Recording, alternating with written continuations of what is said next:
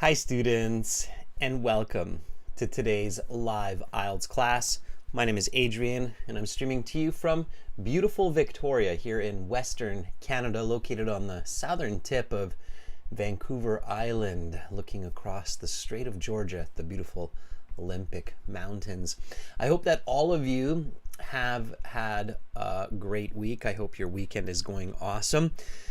Everybody, this is an IELTS speaking part 2 class lesson and example. Specifically, we are looking at a cue card about an object that you borrowed. Kind of a tricky topic, and I'll explain that shortly why that is. Welcome, Anahita. Hi, Fuang. Hi, Domenico. Nice to see you, Elizabeth. Deandra, good to see you in class at the start here. This is a members chat class. Everybody's welcome to watch. If you would like to join the chat, you need to be a channel member by clicking the join button. And it's a good idea to watch because we will have an IELTS speaking part 3 class after this one in a couple hours, which will also focus on this topic of borrowing and lending. And it's a good topic because even intermediate to advanced level English speakers can often make some mistakes with this topic of borrowing and lending.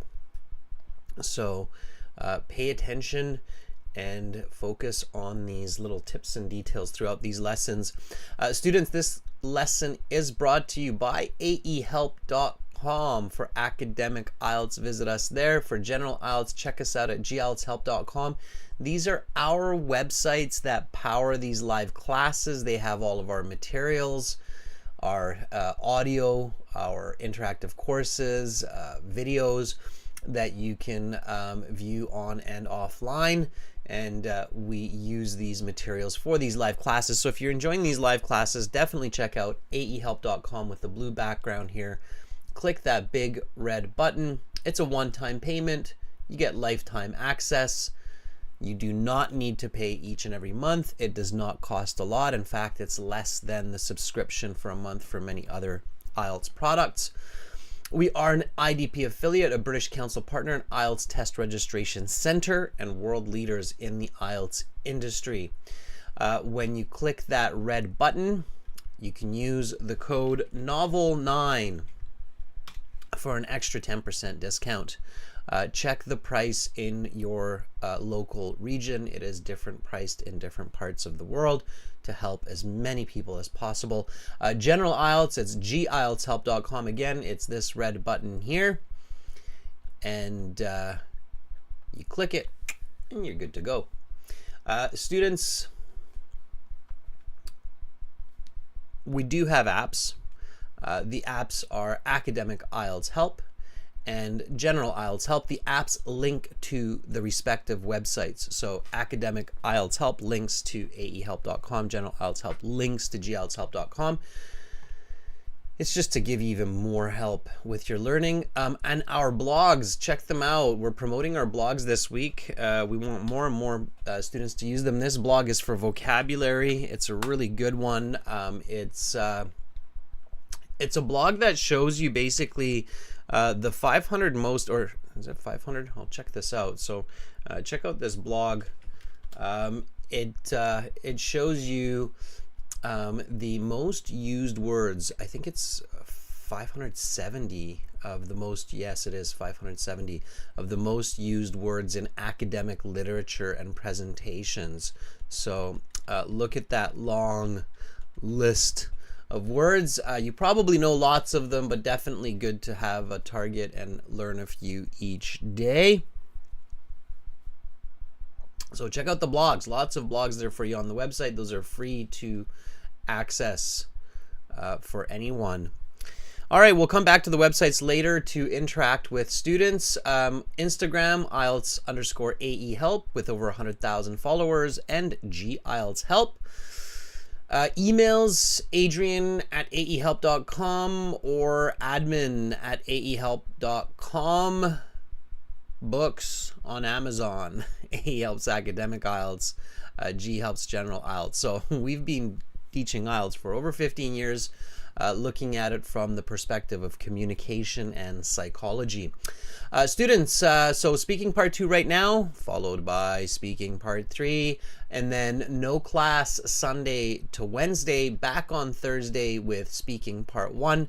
I will put this schedule on the YouTube community posts as well as Instagram a little bit later today. We've got task 2 writing, reading, and speaking next week. So Thursday, Friday, Saturday classes for you to improve and become more confident in English. Of course, new videos are being released all the time on our channels and websites. There's one for you right there. It's a great new speaking video. Let's jump into this speaking part 2 topic about borrowing an object. Before we get into it, let's look at the cue card first, and then I want to discuss one of the very common mistakes that happens with this topic before we develop our nice high band answer. So here's the cue card. Okay, it's IELTS speaking part 2. Make sure that you speak and repeat. So copy what I say, copy how I say it. And then here's the cue card. So talk about an object that you borrowed. Okay, what is this item? What did you use it for? When and who did you borrow it from? Why did you decide to borrow it, and was it useful in the end? Okay, you have to answer those questions. It's not just a guide. You need to answer all of them to get a good score. Okay. Now, before we start really planning our answer, for this topic of borrowing, it's really important to pay attention to prepositions. So in some situations, prepositions are really, really important. Okay, keep that in mind. So in certain situations, prepositions are the directional words or directional auxiliary words in a language, like to, in, at, on, from. Okay, there's lots of them, so we'll just leave the list a little bit shorter. So in certain situations, prepositions are very important, and prepositions are a pain in the neck. I'm going to use the lighter version of that expression. Okay, because they're different in different languages. In fact, they're even different in different versions of a language. So for example, British English, they say, what did you do at the weekend? American English, they say, what did you do on the weekend, right? So it's like, oh boy, we can't even agree on the same prepositions. And that can be a bit of a pain for sure. But in some situations, you have to learn them properly. This is one of those situations, okay? So I borrowed a, let's say, book from my friend. Okay. My friend lent the book to me.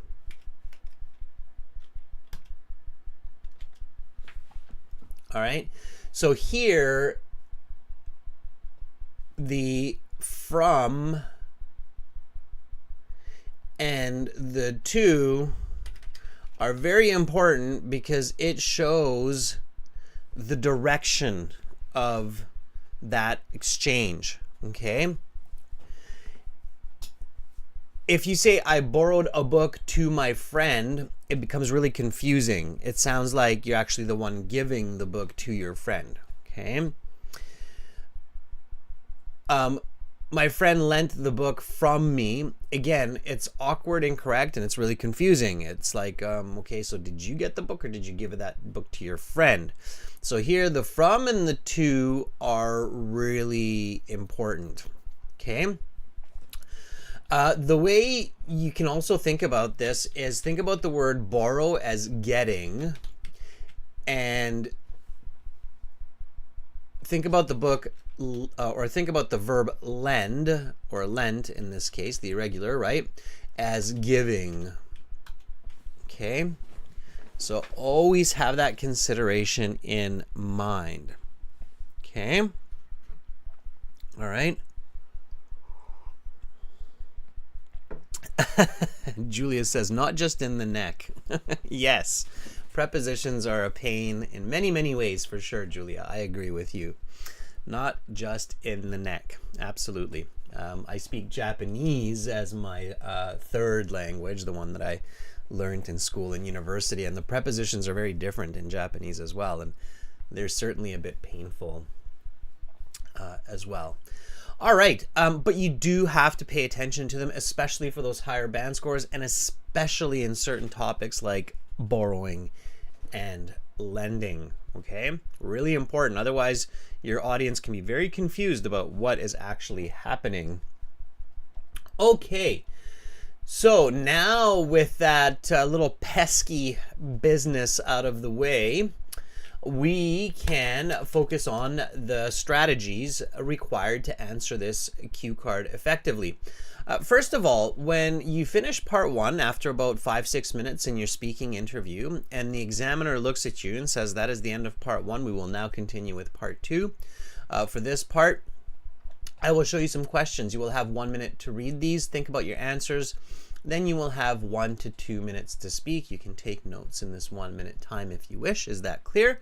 And you can say, yes, it is. And then they'll say, talk about an object that you borrowed. Okay. So as soon as you hear this, as soon as you get that 1 minute, you read the questions. You read them twice carefully. Okay. It's usually a good idea to read them twice, just so you're like very clear that, okay, these are the questions. I have to answer them. And then after step one, after reading the questions carefully, okay, the second step is to identify the topic and tense. So here, it's an object. When we talk about an object, okay, it's kind of like, think about, you know, talking about the object like you're talking to an alien. Okay, they're really smart, but they don't really know what this is. Okay, so when you talk about the object, talk about its appearance. So describe what it looks like. Okay, I borrowed my friend's car. It's a Honda Prius, a little 2-door or 4-door hatchback for a road trip with my friends. Okay, silver car. Quite pretty and cute, good on gas, compact. Okay, so describe its appearance. Let the let the person, your listener, in this case the examiner, let them see it. Okay, let them visualize it. It's important. Okay, good stories, whether it's a movie or a book or a speech, enable the audience to visually comprehend information. Okay. Does that make sense? Hopefully. So when you're talking about physical, tangible concepts like an object, or if this were a person, you'd want to describe what they look like. Okay. So the appearance, very important.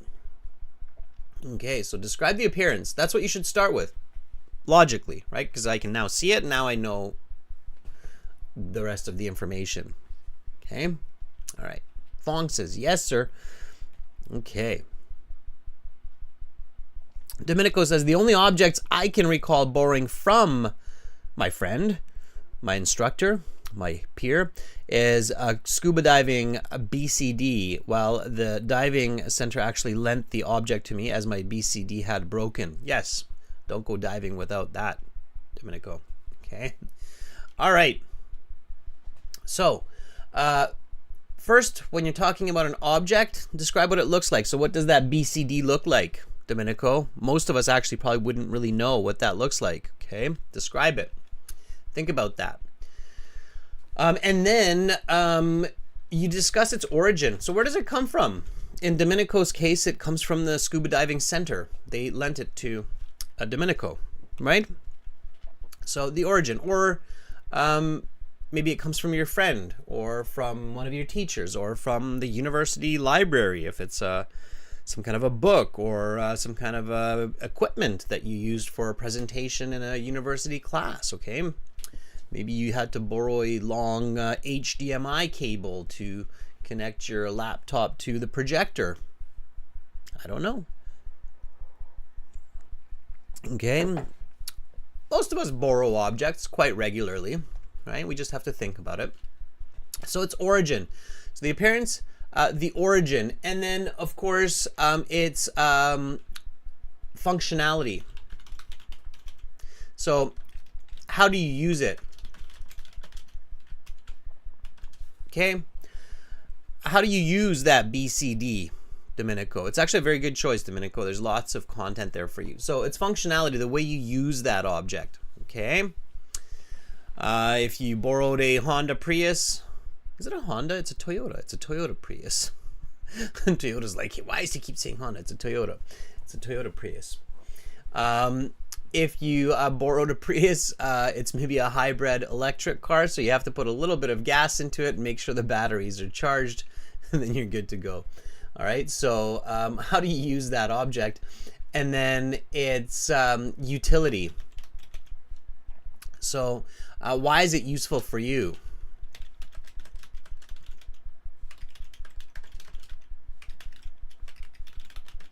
Okay, answer that question. All right. And then your opinion or your experience using that object. All right. So think about all of those. Hi, Romelia. A laptop could be good too. Absolutely. Okay. Now, also remember that you need to answer the questions. Okay. So look at the questions. So even when you have explained what this object looks like, where it came from, how a person should be using it, why is it particularly useful for you, what's the experience that you had with it, once you've given all of this information, you still want to make sure that you're answering all of the questions on the cue card. Like for instance this one, who did you borrow it from? That should probably be answered when you're talking about the origin. Right, that's where it came from. Why did you decide to borrow it, and was it useful in the end? Make sure you answer all of those questions. It's not just a guide. The examiner is listening particularly for those answers, for that information. Okay. All right. And then the tense. Okay. So the tense in this case is past, present perfect, past perfect, of course. So it's mostly in the past. This is a story that happened, right? I borrowed it. This is what it is. This is where it came from. This is what I used it for. This is my experience with it. Okay. Julia says, I borrowed a desk and paddle for a stand-up paddle board. What is a desk, Julia? I know a paddle. I have a stand-up paddle board and I have the paddle for it, but I'm not sure what the desk is.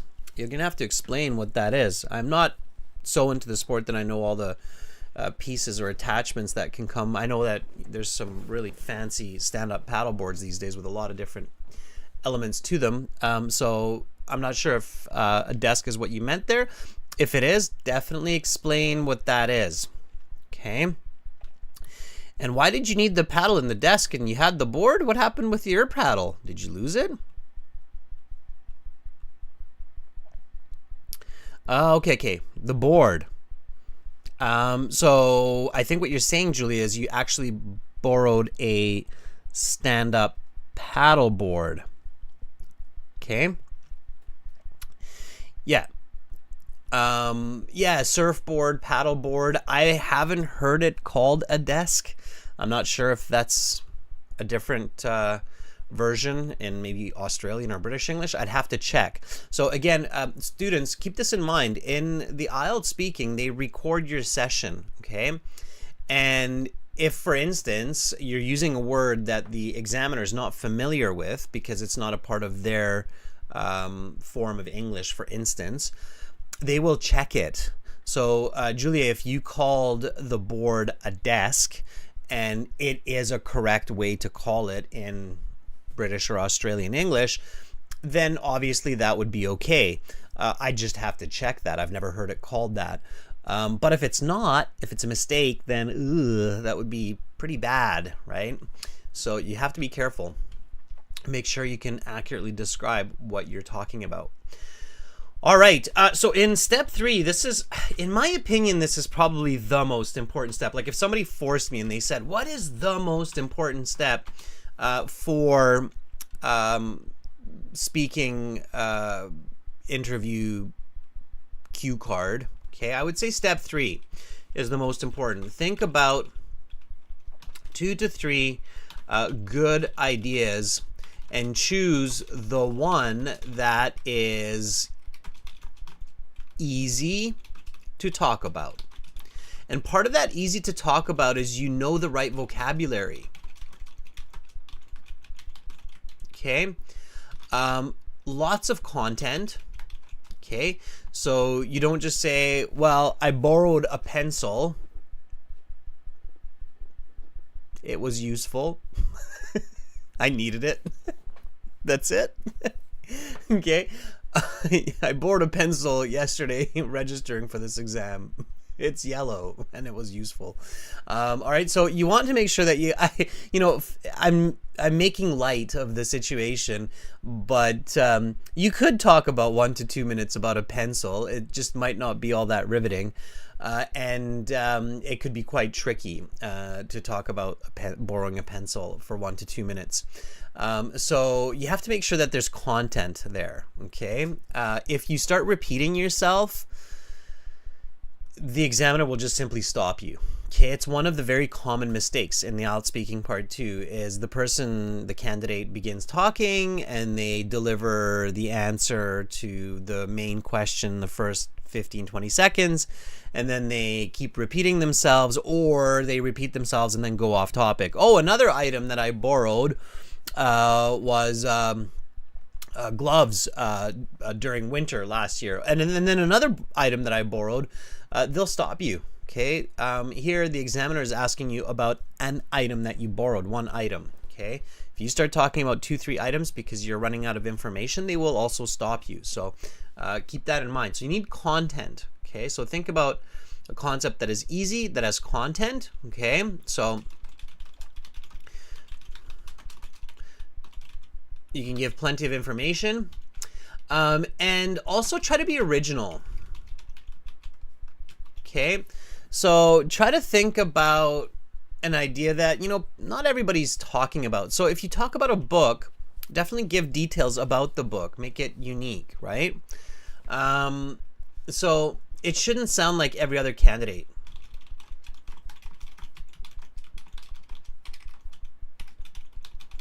This is one of the reasons I suggest IELTS candidates to avoid topics like mobile phones. Okay, people love their phones, and way too many people choose their cell phone or their mobile phone as a topic for many different cue cards, especially dealing with objects. Okay.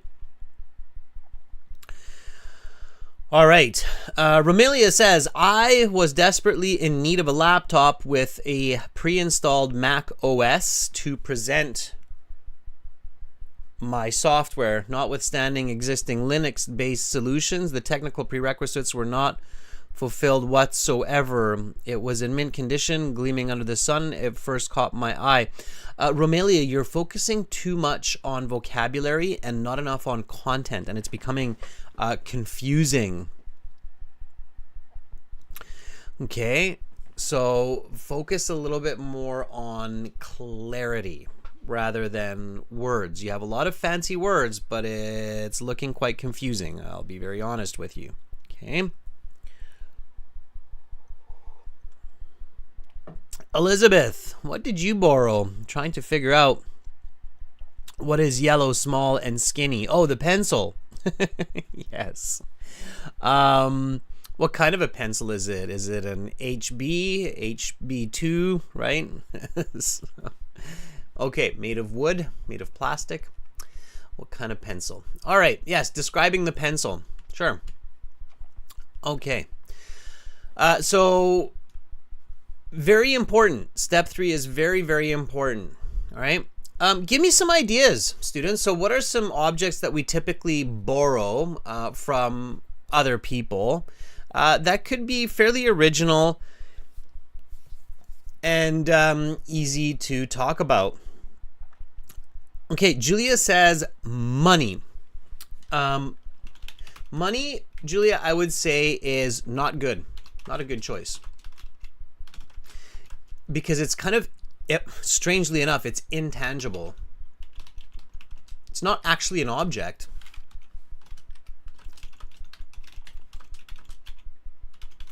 It is, in fact, it's strange to say this, right? But money is not actually an object. It's actually an intangible tool used to get objects. The piece of paper that money's printed on is a representation of that money, right? But it's not actually tangible. So careful with that one, Julia. I wouldn't choose money for this cue card. The reason why is because of the word object. Okay, money is not really an object. This is why you have to stay calm and really focused during the IELTS so that you make sure you can avoid this kind of a problem. Okay, so could be a friend's car.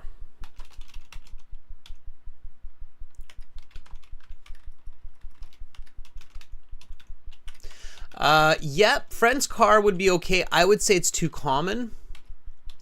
But if you have, you know, some original story of why you're borrowing your friend's car, then it could be okay. So it's a bit too common.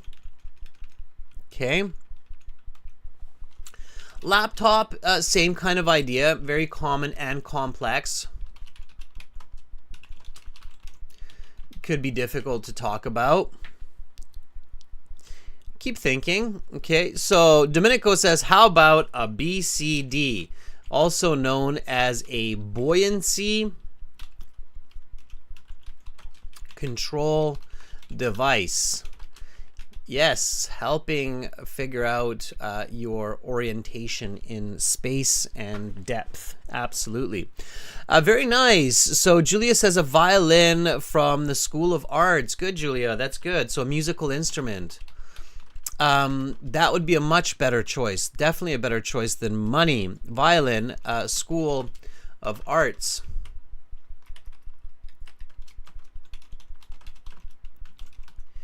Yes, absolutely. Fuang says a toolkit from the neighbor. Yes, just make sure you give it back. Yeah, so absolutely, if you borrow tools, so these could be specific. If it could be a hammer, pliers, okay. So there are many different types of tools that we can borrow, and it's that old classic cliche of borrowing a tool from the neighbor and then never giving it back. Anahita says some type of a kitchen appliance. Yeah, exactly. So Anahita, give me a specific appliance. Maya says some kind of a charger. Okay, so a USB charger from friend. Sure. Now you're thinking, right? Much better. Now you're all coming up with much better ideas of what you're borrowing, right? So this is a very good example of, you know, what comes to mind first isn't necessarily the best. That is a very important tip for the cue card for part 2. Okay. The first idea that comes to mind for part 2 is often not the best. Be very careful about this. It can have a major deciding factor on your IELTS speaking score. Why? What do you think? Why? Why will this? So, somebody might be like, oh, it's kind of like, is that really important? Like, how important can that be, coming up with a good part 2 idea? And this is why I said this step 3 is, if somebody asked me what is the most important step for part 2, I would say coming up with a good idea is the most important step. Really, it is. It has a huge impact on your speaking score. Why is that? While you think about that, we can welcome Ali Alper Taz to our group of members. Ali, welcome. Jump on in and get in on the fun and the conversation. Maya says a bicycle. Yeah, a bicycle could be a good one too. Some kind of an e-scooter, maybe, right? Those are all good ideas too. Some different kinds of transportation devices. Okay.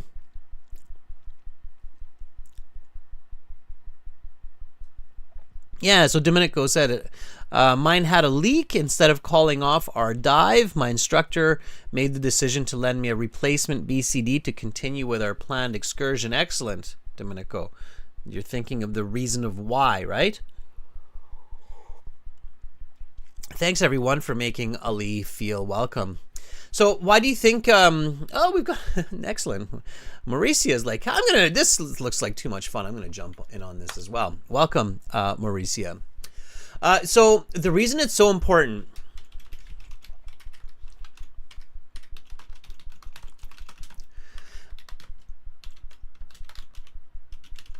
so I'm purposefully giving this 3 O's, so important. The reason this is so important is because not only will your part 2 topic choice greatly impact your part 2 performance,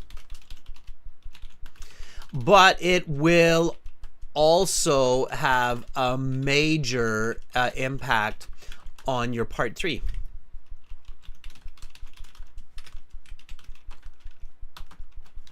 Performance, because part 3 connects to part 2.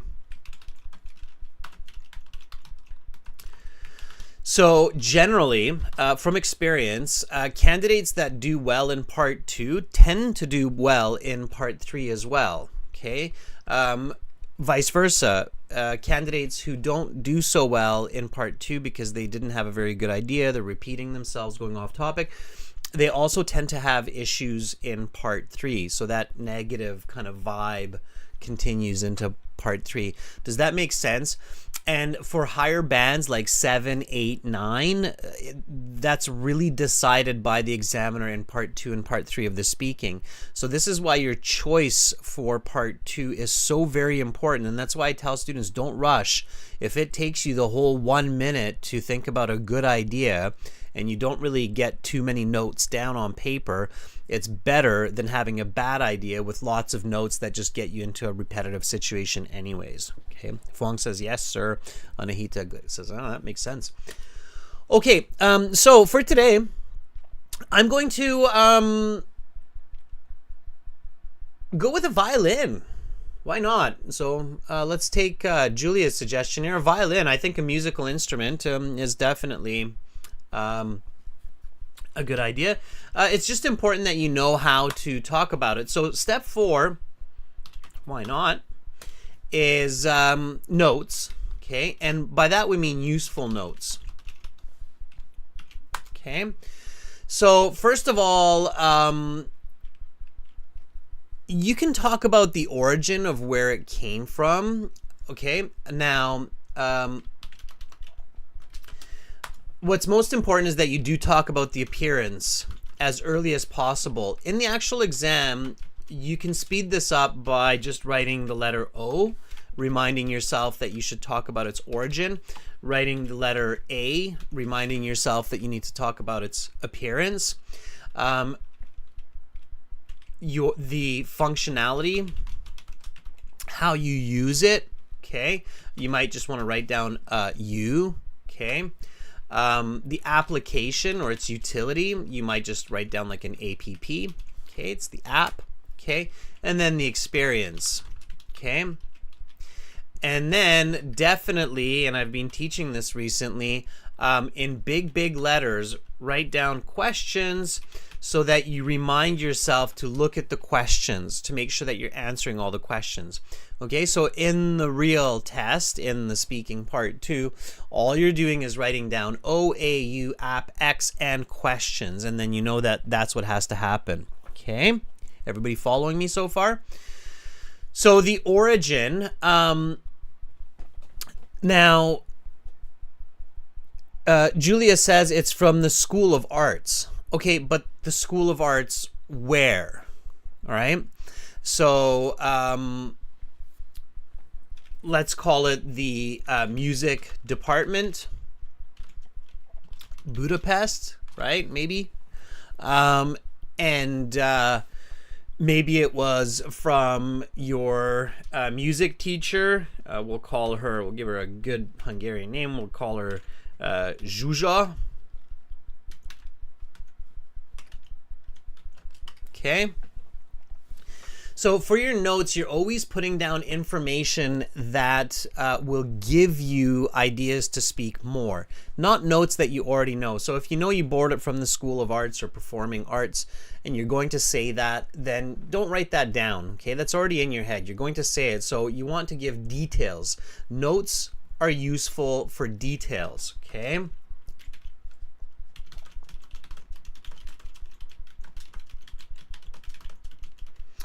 So notes should give you ideas to expand, elaborate, and give further detail. All right, everybody clear on that? Now, by the way, I know some members have been with us for quite some time, so these are familiar instructions, and you're thinking, okay, these are familiar. Like I know Romelia and Fuang and Domenico have been with us for a while, Anahita, and you're like, okay, these are familiar. What you should be doing during this time while I'm explaining this to newcomers or people who aren't as familiar with this yet is thinking about your ideas and developing your topic, okay? So experienced members, this is just a little anecdote. Here's a little sidetrack, okay? So what you should be doing is A, working on your own part 2 cue card and answer. Try multiple answers. Speak and record on your phone. Okay, so practice while we're doing this. Okay, so Domenico, you should be writing down your notes for the BCD. You should be practicing your 1 to 2 minute speech and then recording it on your phone. Once you've done that, you should be choosing a different topic and then talking about that and practicing with that. Try 2-3 different ones. Of course, this is not just for Domenico, but for all of those experienced members. Okay. All right. The appearance of the violin. What does it look like, right? Okay, so the appearance. So deep red, neck body, string instrument, with a bow, right? So those would be my notes there for that. Okay, so and see here when I'm writing the notes, one interesting piece that jumps into my mind is the bow, right? Of course, the violin requires the use of a bow, that long narrow piece that's pulled across the strings to create the resonating sound, right? So the bow, right?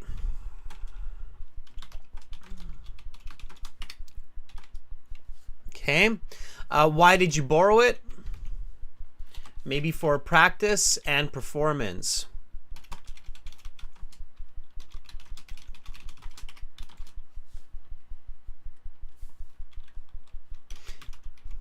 Maybe here you remember the word recital, which is a performance that's specific to music. Okay, musical performance is often referred to as a recital. Recital. All right. Okay, everybody. So notes will also help you think of useful vocabulary. What was your experience with it, right?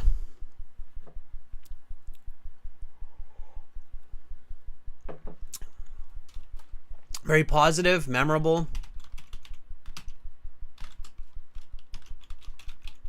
Okay.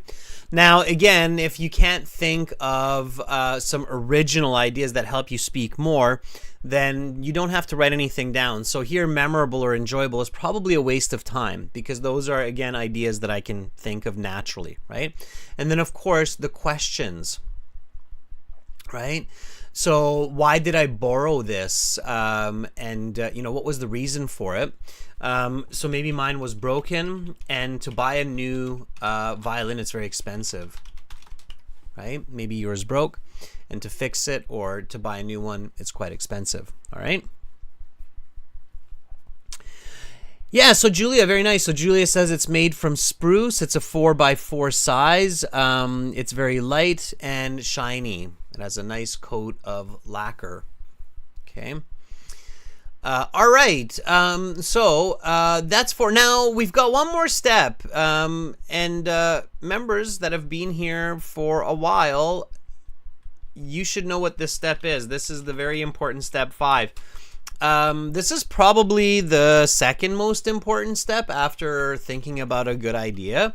So if you've thought about a good idea, you have a good choice, like borrowing a violin from the music department at the Performing Arts University, then step 5 is the next most important. That's right, Fuang. Thank you. Thank you for the picture of me with... I think I was more flexible when I did that one. I was doing yoga more regularly. All right. So step 5 is your first sentence. Yes.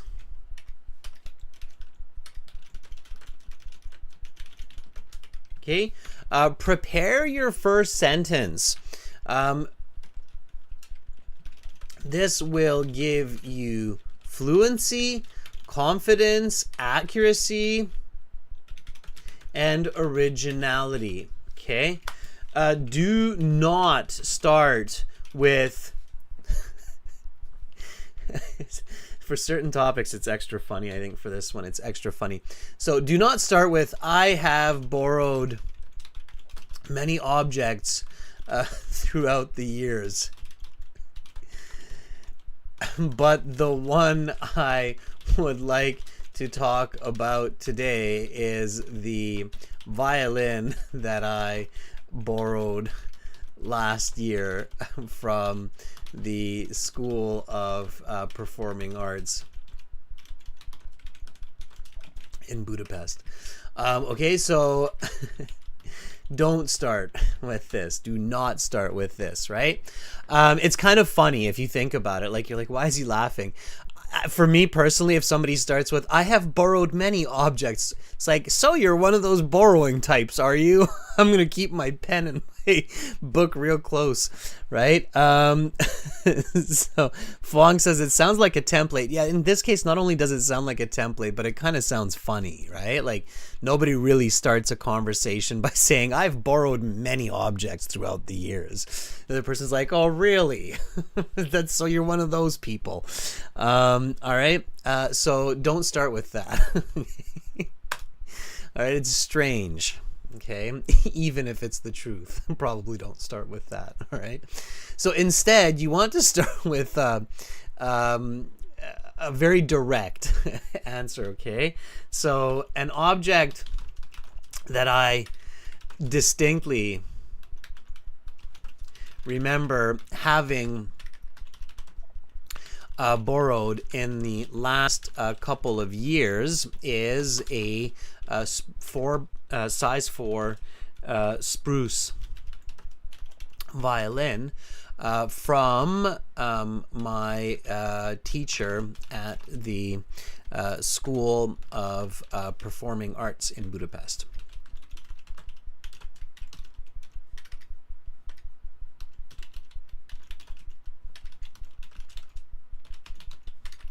Okay, so that would be a nice direct start. And right away, the examiner with that kind of start would say, oh, okay, so they obviously read the cue card. They thought about this. They're giving me original information. This isn't something that's memorized. And they're really just focused on explaining what they borrowed, why they needed it, and what they used it for. Okay. Anahita says, an object that I borrowed from my artistic friend Shiori a decade ago was a violin. Instead of artistic, Anahita, we would say musician friend in this case. Okay, would be more accurate. Artistic is okay. Musician is much better. Good. Anahita, I like how you're focusing on this topic. You're like, okay, how well could I talk about borrowing a violin as maybe a non-musician? I myself am a non-musician, right? So keep that in mind. You don't have to be a master in what you're talking about, not for IELTS. You can get a band 9 with just kind of, I don't want to say general information, but you don't have to have expertise on the topic. Okay, so an object that I distinctly remember having borrowed in the last couple of years is a size 4 spruce violin from my teacher at the School of Performing Arts in Budapest. More specifically, so I'm going to develop this answer now for this 1 to 2 minute response with the content and the information that we discussed. While I do this, you can pay attention and take notes on vocabulary and structure. You can try your own version of this response, or if you feel up to the challenge, then develop your own concept, your own answer, your own object. And once we're done, we will go over this, and then we'll do some volunteering where you can practice, or some of you will be able to practice responding to this question of borrowing an object. Okay, more specifically, I took this violin out on a loan in May of 2021 from the Department of Music, because I had an upcoming performance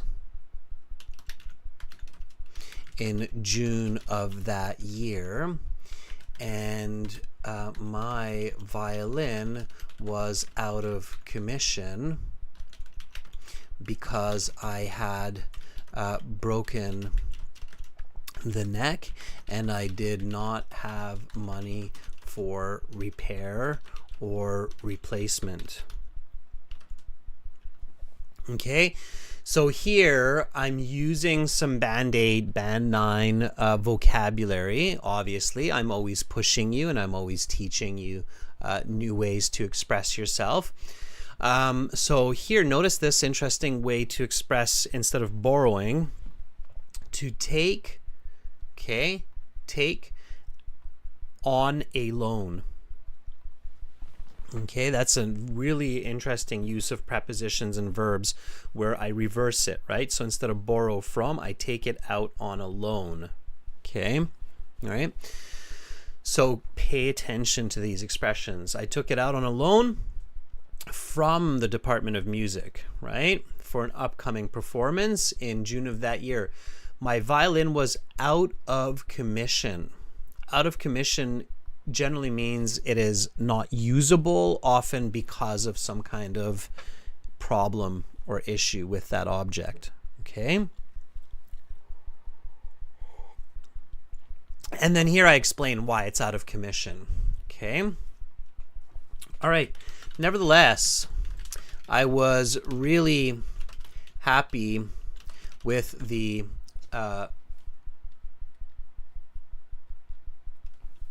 violin that I had received for that time being, because it was of high quality, a beautiful, rich, deep red color, and an exquisite sound. Okay. So nevertheless, I was really happy with the violin that I had received for that time being, because it was of high quality, a beautiful, rich, deep red color, and an exquisite sound. I needed the violin to practice for at least 4 to 6 hours a day at home and at school. I was learning some very challenging pieces from the famous Hungarian composer Liszt. Why not, right? If we started with the topic of Hungarian, Julia, we might as well keep it there. I was some very, very famous classical musicians, of course, in the history of Hungary. So I was learning some very challenging pieces from the famous composer Hungarian Liszt, and it was critical to have a great instrument. Okay. All right.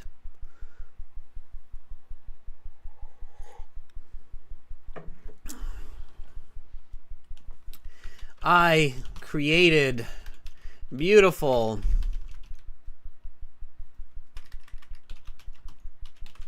sound with the bow and plucking the strings. The recital was well received by the audience, and I was even called back on stage to perform an encore. I have no idea how to spell that word. Encore with an E. There we go. Encore. Yes, of course, French. So the recital was well received by the audience, and I was even called back on stage to perform an encore. To be honest, and here's where this expression is well used. To be honest, I was quite reluctant to return this outstanding musical instrument, but it was ultimately not mine, and I had to relinquish it. Relinquish it means give it back. So for those of you who are talking about borrowing that hammer or pliers or drill from your neighbor, make sure to relinquish the hammer and give it back. Okay, relinquish means to let go.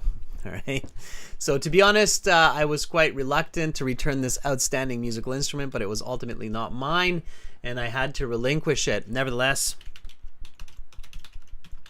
I am grateful that I had the opportunity to borrow it. Okay. All right. Now, at this point, I want to make sure that I've used most of my notes here, right? I didn't talk about Zsuzsa, but whatever, it's fine. And more importantly, I want to make sure that I'm answering all the questions on that cue card, right? So what is this item? Yes. Okay. And basically you want to go through it like this, kind of a checking it off, kind of boop, boop. Okay. So check. When and who did you borrow it from? Okay. I didn't answer the who, so I might actually say something like, I thanked Zsuzsa for the opportunity, who was actually the person that lent it to me. So I might throw that in there. Okay. Why did you decide to borrow it, and was it useful in the end? I'm pretty sure I've answered that with these sentences. So if nothing else, at this point, looking at these questions, I might just throw that in specifically so that the examiner is very clear of like, okay, this person's really paying attention to what they need to do, and they're really paying attention to each of those pieces of the cue card. This is exactly what I did when I sat the IELTS exam incognito last time, and I could tell that the examiner was kind of like, oh yeah, okay, he's really kind of paying attention to staying in the task that he's given. Okay, they're looking for that. They're thinking like, is this person following the terms of this task? Think about that when you're in the IELTS. So the examiner is thinking, is this candidate focusing and fulfilling the terms of this task, of this part 2 in this case? So they're really thinking about that, right? That's why it's such bad advice when people online or in videos say, oh, the cue card is just there to guide you. No. The examiner is really kind of like, all right, are they paying attention? So nevertheless, I am grateful that I had the opportunity to borrow it. And I even gave a bouquet. Another French word always gets me. And I even gave a bouquet of flowers to Juja, my music professor,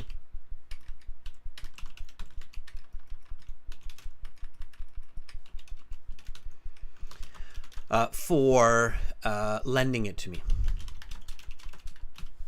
Okay? Like that, right? Julia says, actually, you're right. It was Liszt's Hungarian Rhapsody. That was just a guess. Good guess, right? Okay. All right. So there is my response there. Amra, welcome. Better late than never, right? Okay, so here we go, everybody. Let's take a look at this cue card one more time. And when you practice, you're able to do this in the 1 minute. You are able to think quickly and effectively, okay? Strategy, practice, of course, is absolutely important for this. So talk about an object that you borrowed. What is this item? What did you use it for? When and who did you borrow it from? Why did you decide to borrow it? And was it useful in the end?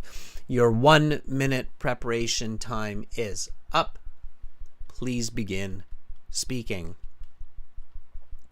An object that I distinctly remember having borrowed in the last couple of years is a size 4 spruce violin from my teacher at the School of Performing Arts in Budapest. More specifically, I took this violin out on loan in May of 2021 from the Department of Music because I had an upcoming performance in June of that year, and my violin was out of commission because I had broken the neck and I did not have money for repair or replacement. Nevertheless, I was really happy with the violin that I had received for the time being because it was of high quality, a beautiful, rich, deep red color, and had an exquisite sound.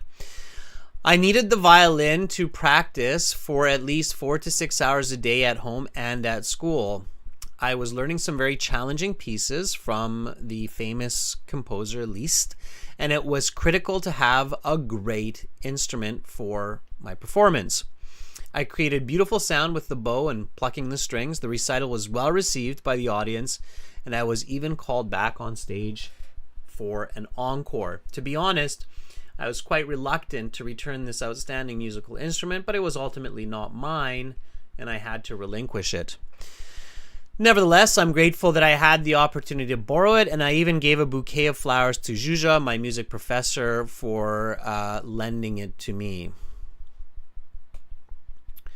Okay, or I would say, if this is a bit confusing, I would say for giving me the opportunity to borrow this from the department.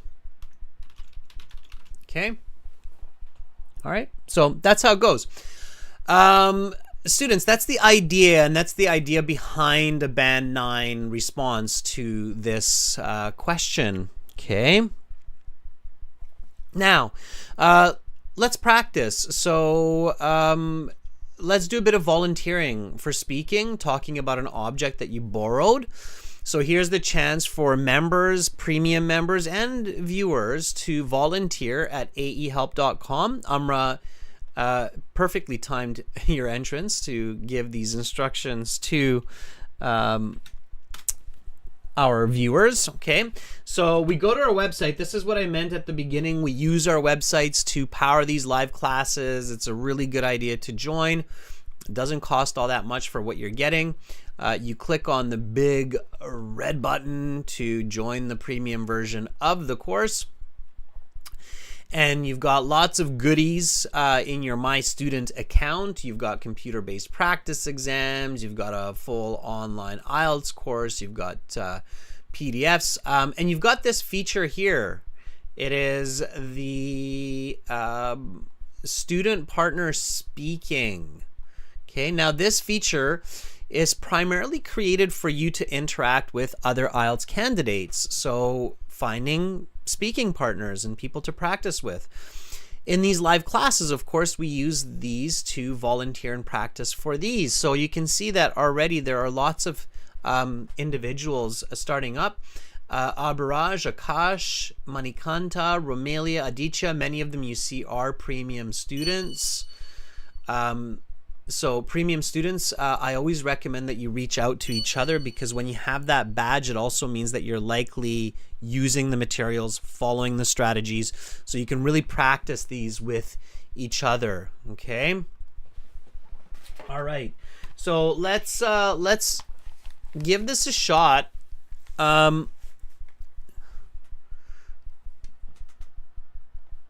Let's try to start with Phuong today. She's been having a bit of a tough time joining up, but we'll give it a shot. Are you ready? Okay.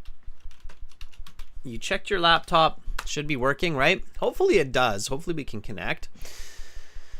So let's do it.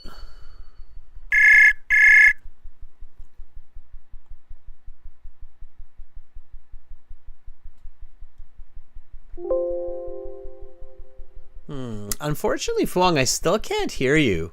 If it's working with others but not with me, that usually means it's a VPN issue. So you need to go through a different location to connect with me. Sometimes when you're using a VPN, it'll work with some people but not with others, depending on where they are in the world. That has nothing to do with our website. That simply has to do with internet connectivity around the world. Okay. All right, Aditya, I know that you have really been kind of focused on trying this out, so are you ready? All right, and stay in there, students. We've got a bit of time, so we'll have a chance for a few different people to give this a shot. Hi, Aditya, how are you? I'm really good. How about you? And good morning. Thank you. I am doing fantastic as well. Thank you for asking. Aditya, if I'm not mistaken, you've never had the chance to practice a part 2, right? Yes, you are absolutely correct. Okay, well, let's give you that opportunity. Thank you. It's definitely, you know, Aditya, part 2 is definitely a type of English that even if you're a native speaker, it's not something that we do every day, right? Like people don't walk around and go, hey, can you talk about an object you borrowed for 1 to 2 minutes? It's like, what? So everybody has to practice this before they sit the IELTS exam. Okay, Aditya, I will start you off. I will show you the questions on the screen so you can use that as a guide. And then I will control the time and stop you when necessary, and then I'll give you feedback. Are you ready? Sure, I'm ready. Okay, so that is the end of part 1. We will now continue with part 2. For this part, I will show you some questions. You will have 1 minute to read these, think about your answers, and then you will have 1 to 2 minutes to speak. Is that clear? Yes. Okay, then talk about an object that you borrowed. Your 1 minute preparation time is up. Please begin speaking. Yes. So the object I recently borrowed was an electric cycle that I used to commute and to roam around the city when I visited Bangalore for the first time. So last week, I had to visit Bangalore for some official purpose, and I was really scared to be stuck in traffic there because Bangalore has quite a notorious traffic situation right now, at least. And when I was giving a thought about the situation, my cousin who lived there, his electric bicycle came to my mind as a solution to this problem. So I just gave him a call and requested him for his electric bicycle, and he was quite happy. He obliged to hand it over to me for a week's time. So when I went there and I was riding through the city, I was quite happy. It was really useful for me because it saved me a lot of time, and obviously it saved me quite a lot of money as well. And this bike was really high-end one, so it has quite a lot of features, which was also really useful for me altogether. So I think it was quite a blissful experience to borrow that bike from my cousin. Okay, your time is up. I will stop you there, and we will now go on to part 3. Sure. All right. Aditya, first of all, I'll give you a band score. So that, I think, is at least a band 7.5 to an 8. Okay, so somewhere in there.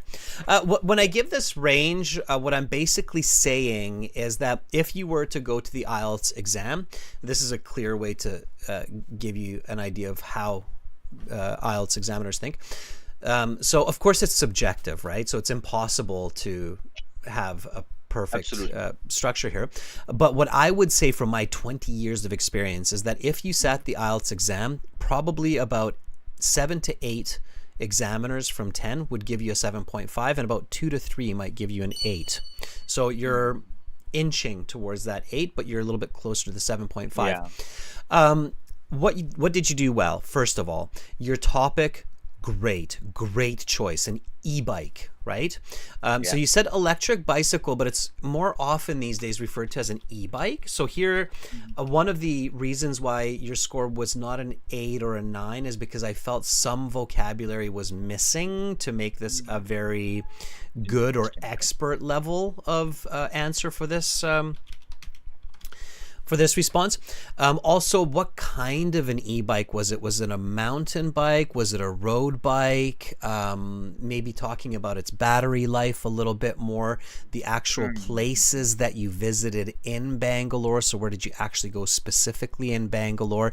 How much time did you save? So while it would have taken me 2 hours by car, it only took me 30 minutes with this e-bike. I was quantifying. Right, so quantifying, a little bit more visual. I was misheard flying that. past traffic. So you did use some good vocabulary. That was one of your positives. So you used the word obliged to lend it to me.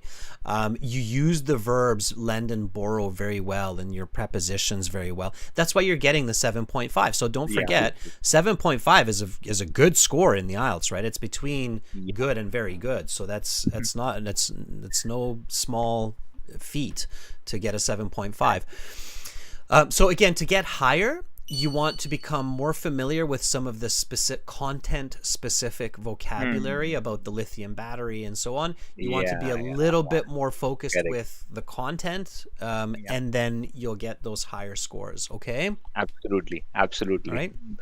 That was quite good. Thank you so much. Aditya, what I would recommend before you run off, is maybe read an article or two about e-bikes after this class, and then try to do this 1 or 2 more times and see if you can get a little bit of a better answer where you're like, oh, now I feel like that's a really good answer. And then that helps to train your mind towards that BandAid, okay? Yes, absolutely, Adrian. Okay, sounds Really good, appreciate Aditya. that suggestion. Yes, All right. thank you. Bye, Thank you so Aditya. much. Have a good day. Bye. Thank you. Really good. Give Aditya a thumbs up. That was really good. Yeah, so borrowing an e-bike, absolutely. It's a very common object these days. I have a feeling a lot of people borrow e-bikes these days. I haven't done that yet, but I would love to. So that was really good. Okay. All right. Let's take somebody else. I know Juan Pablo has been really patient over the last week and trying to volunteer, but hasn't had the chance. So let's give Juan a chance here. Are you ready? All right, Juan. What kind of items do people borrow from each other in Argentina? We're about to find out.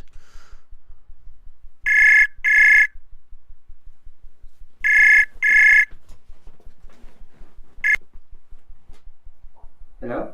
Hi, Juan. How are you? I'm doing well. What about you? I am doing outstanding. Thank you for asking. It's a beautiful day.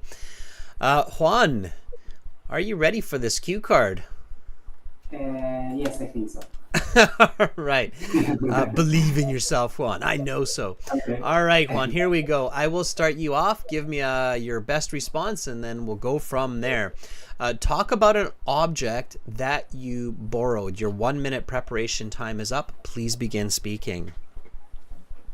Okay, yes, an item that I recently borrowed is my brother's car.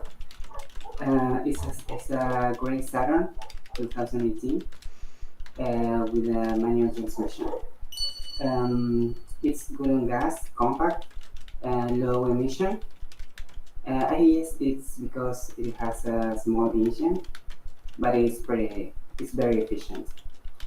I used it yesterday to go to the supermarket because my car isn't working right now. It has the battery and I had to change it.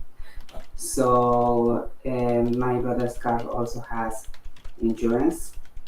Mine doesn't have. One feature that I really like about my brother's car is the electric windows, which are really useful and practical, especially during summer, and especially while I'm driving. Also, I used it yesterday to go to the supermarket, which is about 20 blocks away. It's not that far, but I had to bring groceries, so I could have walked, but I had to bring groceries, so it wouldn't be comfortable for me. And it took me about 20 minutes to go to, I was in the supermarket for about 20 minutes. And all in all, it took me less than an hour.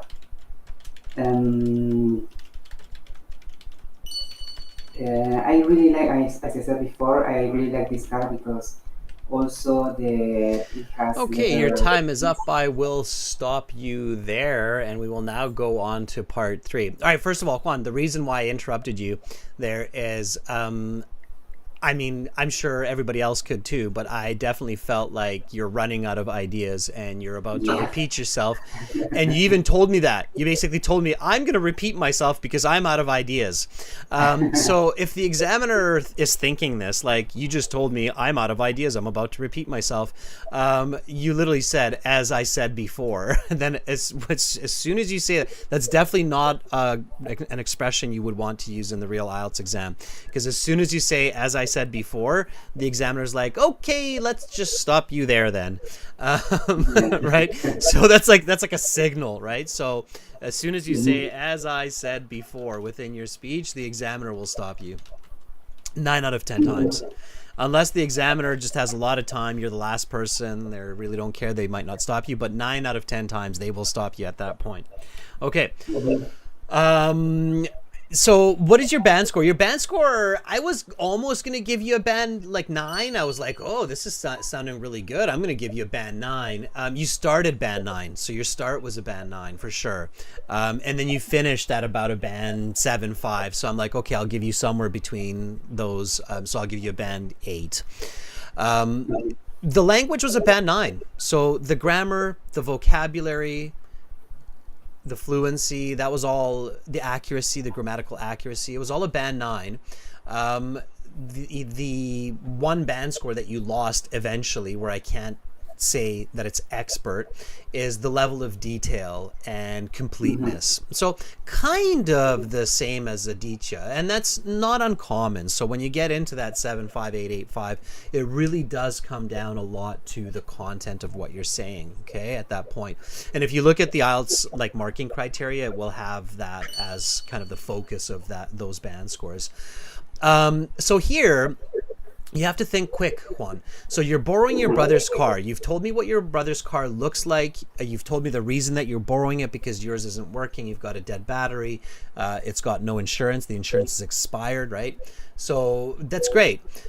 Why did you borrow it? You borrowed it to get to the supermarket. Okay. Great, that's a good foundation. Go a step further. And the way to do this is to ask yourself questions in your brain. Like, why did I borrow it to get to the supermarket? Well, because I decided to buy more groceries than usual, and I needed to buy some heavier groceries, like a 10-kilo bag of potatoes, right? All of that information comes when I question myself. So I think, why would I need a car to go get groceries? It was an extremely hot summer day. It was 40 degrees plus, and it would have been so intense carrying those heavy bags in that heat. Do you see how it all starts to connect in my brain when I start to think about those questions, right? Okay. So my tip to you and my tip to everybody, when you're kind of in this situation, it's a very common situation that Juan, you find yourself in here, like where you're like, oh, as I said before, I'm about to repeat myself.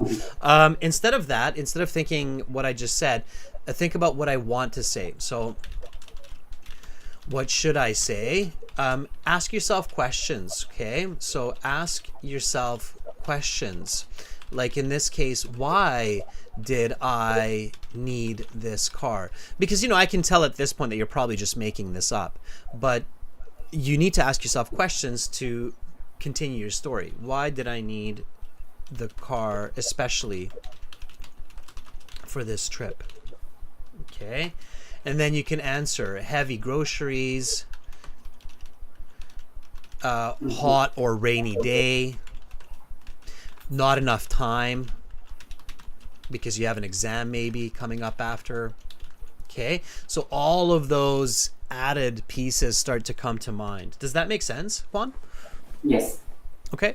So, and that information, had you given me that detail, then I would have been more inclined to give you that band 8.5 or 9. Okay. Yeah. Make sense? Yeah. I guess sometimes we get anxious because we want to fill the 2 minutes. So yeah. Sometimes we just have to stay calm and think of those ideas. Yes. Partly, Juan, partly I agree with you. It's not just that we get anxious. In a big way, it's because we're not used to speaking for 2 minutes. So usually in conversations, we speak for about 10, 15, 20, maybe 30 seconds, and then the other person speaks, and then we speak. So we generally don't tend to hold communication for 2 minutes.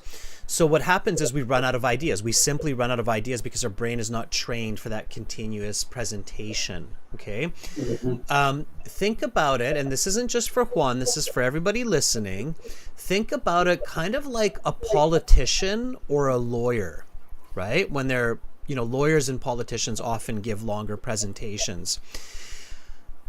To become a politician or to become a lawyer, you have to become really good at what's called an internal dialogue. Do you know this expression, Juan? Internal dialogue? No. But you can probably guess what it means, right? This is a collocation. So internal dialogue basically means a conversation within your head. Okay. And people who tend to have jobs where they need to speak continuously or present continuously, they have these internal dialogues. Politicians are a really good example of this because they're always thinking about, well, what should I say and how should I say it? And they're always thinking critically about, what is the media going to say about this? Who's going to make fun of me? How is the opposition going to respond to what I'm saying right now? what kind of word am I using here that might offend certain groups of people? How should I change my sentences so that I'm politically correct? We even have this expression, right? Politically correct. So you have to kind of practice that internal dialogue in English for those high bands. Does that make sense? Yes. Right. So that's what I recommend you do, Juan. And for everybody else out there who is, quite good at English, but not so experienced in presentations, practice that internal dialogue, right? Okay. So practice that internal dialogue. All right, Juan? Okay. Okay. Yes. All right. Thank you so much for sharing your experience borrowing your brother's Saturn. We'll talk Thank again you. soon. Okay. Bye, Juan. Bye. Bye. See you. All right. So internal dialogues, everybody. Internal dialogues. All right. Let's see if we can identify maybe a female voice here. Shruti, I believe. So maybe. Are you ready? Let's get a bit of gender balance here going on. So Shruti, if you're there, let me know. Domenico says, I see what you mean by internal dialogue, sir. Good. And thanks for all the thumbs up, everybody. That's great. Okay. Yes, for part 2, IELTS, high band answers, internal dialogues are good. I mean, technically, the cue card questions are your dialogue, right? So that is your internal dialogue, looking at those questions and answering those questions. However, interestingly, oftentimes candidates don't look at those questions, and so they get stuck in the internal dialogue that's happening or not happening in their heads. Okay. Shruti is not there. Elizabeth, are you ready? Good to see you volunteer. All right. Elizabeth is both a premium student and an active member. Elizabeth.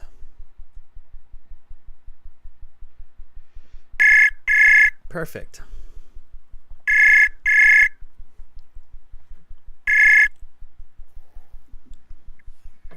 Hi, Elizabeth. Good morning. How are you doing? Good, good. Thank you. How are you? I'm good. Good to hear your voice. It's been a while. Yes, it's been a while. All right. I'm a little nervous to do it. Good for you, though. You know what? Hats off. It's great that you volunteered. It's good to be, challenge your fears, challenge your nervousness always. It makes you feel good. It's like a good exercise. There are two kind of situations in life that really kind of make me feel good. One is when I go exercise, I'm like, oh, I don't want to go exercise or I don't want to go run, but then I do it and I feel great. The other one is when I challenge my nervousness, like I'm nervous to do a speech or something, and then I do it and I feel great after. So hopefully it's the same for you, Elizabeth. Yeah. After that, yes. All right. Minutes. Right. Just think about that. You're gonna feel great after this. Okay. Elizabeth, let's jump into this cue card. Okay. I'm gonna start you off. All right. Talk about an object that you borrowed. Your 1-minute preparation time is up. Please begin speaking. Okay. The unit that I borrowed once, it was a portable generator. It was the brand Furman. Is to generate electricity. It's a heavy-duty wheels and high handle. It has a high handle, and it has a larger propane tank. The purpose of this unit, it was because we will use it at home because our power went off for about 12 days. It was because we had an ice storm that affected the power lines on poles and trees here in Oregon and different areas, and actually in Washington too. I borrowed this unit from my husband's friend. It was about 2 years ago in February during the week of Valentine's Day. I'm sorry. I don't know the words. All right, I'll stop you there and we'll continue with part 3. Okay, instead of doing that, I'm going to get you to finish, and I'm going to show you how you can do that, okay?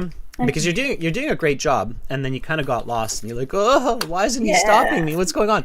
Okay, what happened? So just continue with the story. You were in the story. You were doing a really good job with the story, and then right at the end, at the most exciting part, you fell out of the story. So what you want to do is you want to finish the story. Just keep yourself in the story, finish the story. So it was in February, it was during the week of Valentine's. You had no power, you borrowed the generator, you had power. What happened? How did Valentine's Day go? Did you watch a romantic movie with your hubby, have a fun time because you had the generator going, So finish the story. And so it was really great. Then the power came back and I returned the generator with a full propane tank. So finish the story, okay? Go for it. I'll give you a chance. And finally we can watch some movies and we can turn it on the refrigerator because we were worrying about our food and cook some dinner. Good. Okay. And even just there, that's a good ending, right? Ultimately, when you borrow an object, you should finish by returning the object, right? I hope you don't still have that generator hanging out at your house. Actually, finally bought it from my friend's husband because they had to, and we bought it because it's very useful. Oh, you bought it from them? Yeah, we bought it from them. Great. That's a great ending. So it was so useful that we decided to buy it from them. That's a great ending to this story, Elizabeth. So stay in the story, right? That's the biggest advice that I can give you here. You definitely, and this is for everybody, you definitely want to avoid that kind of a situation where you say to the examiner, like, I'm sorry, I'm out of ideas. It will, even though the examiner is empathetic, it will hurt your coherence score because they're there to kind of evaluate you, right? So just finish the story. But otherwise, Elizabeth, that was really good. Your grammatical range and accuracy was around 7-ish. Your coherence was probably a bit higher, about a 7.5. Your lexical resource around 7, I would say. So overall, that would have been about a band 7. Finishing the story could have maybe gotten you a 7.5. Okay.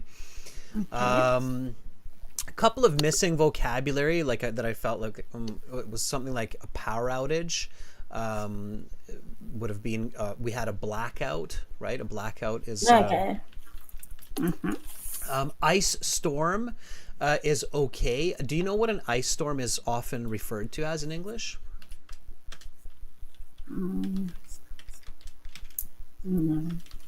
Starts with an H. Ice storm is often referred to as, it's higher level vocabulary, and that's why, I'm kind of seeing if it's somewhere deep in your mind. It's called hail. It's a hailstorm. Oh, yes. I remember now. Okay. Hailstorm. Hail. All right. Yeah, so, the examiner picks those out. They're like, okay, a native speaker might have used the word hailstorm there, or we had golf ball-sized hail, which knocked down power lines and caused a blackout. Okay, can you repeat that after me? So we had an ice storm with golf ball-sized hail. We had an ice storm with both hailstorm. With golf ball-sized hail. Golf ball. We often associate the size of the ice with the golf ball. Yes. So it's size of the golf ball. Golf ball. Sized hail. Size hail. Okay. It knocked out the power. It knocked out the power. We had a blackout for almost 2 days. We had a blackout almost for 2 days. Exactly. Okay. So it's kind of the same tip that I gave earlier, I think, to Aditya about the electric bike. So what you want to do at this point when you're studying or practicing is read an article or two about hailstorms or ice storms, maybe a newspaper article from that time, and then try to see if you can say this again from start to finish, the whole story, ending with we decided to buy the generator for $500 from our friends, and then using some of this more specific vocabulary, okay? And then it'll really fix that information in your brain the next time that you have this discussion come up, okay? Okay. All right, but Elizabeth, you're doing great, and be brave, all right? You're doing fantastic. So Thank you, Adrian. you're welcome. Volunteer again, okay?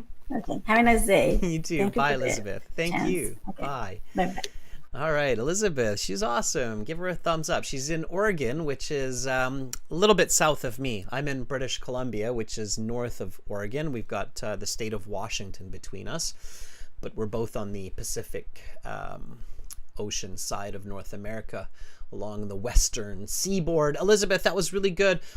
Elizabeth is a premium student. Aditya is a premium student. Ahmet, you're on my radar for next class. Abhishek, you're on my radar for next class. Michelle, Devyanshi, you're on my radar for next class. We've got speaking part 3 coming up in 30 minutes, everybody, and that will continue with the topic of borrowing and lending. So if you didn't get a chance to volunteer this class, definitely come back next class. Hushan Lee. We're going to do lots of volunteering.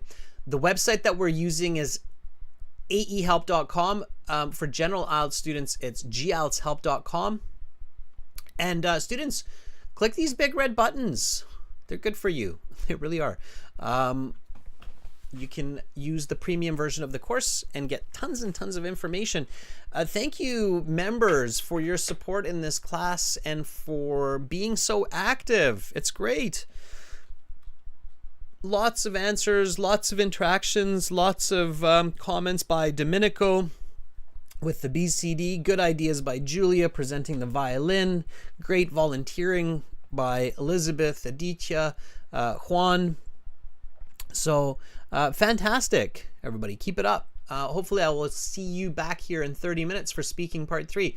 aehelp.com, gieltshelp.com. Check it out. In the meantime, if you like what you see, sign up for the premium version and enjoy all the different tools that these websites have to offer to get you ready for your next IELTS exam.